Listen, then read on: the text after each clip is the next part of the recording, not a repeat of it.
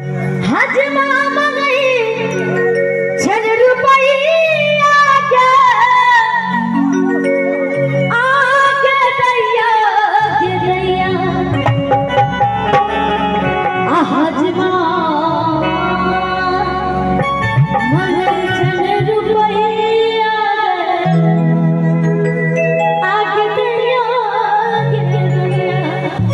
अपने सब ताली बजाते रहे ताली।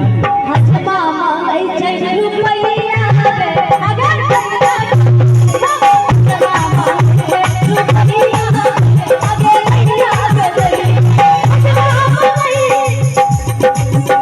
आगे हजमा मंगई छन रुपैया आगे दैया के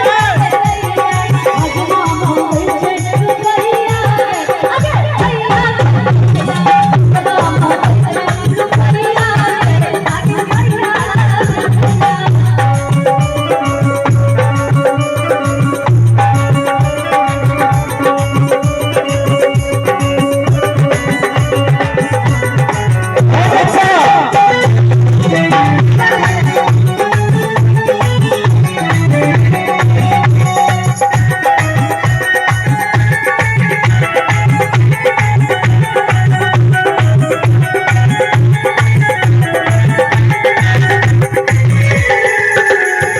हजमा मंगई छन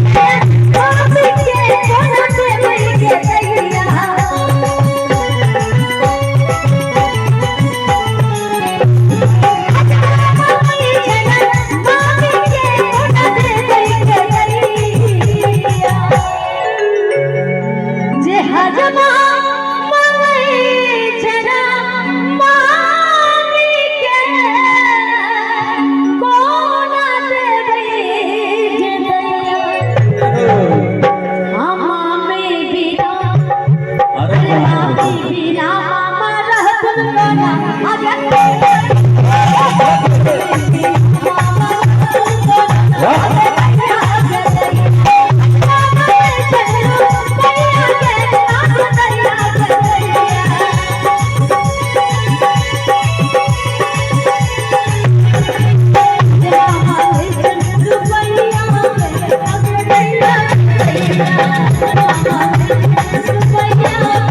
आगे दैया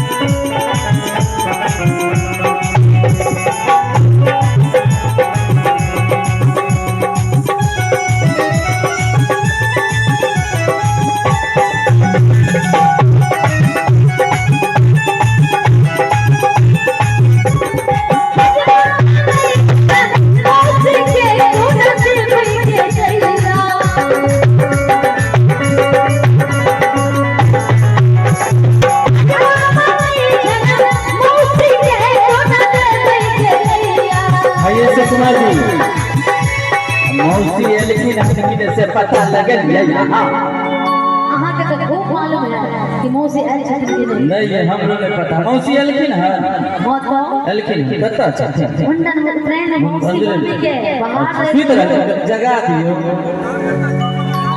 जे हजमा नहीं छन मौसी के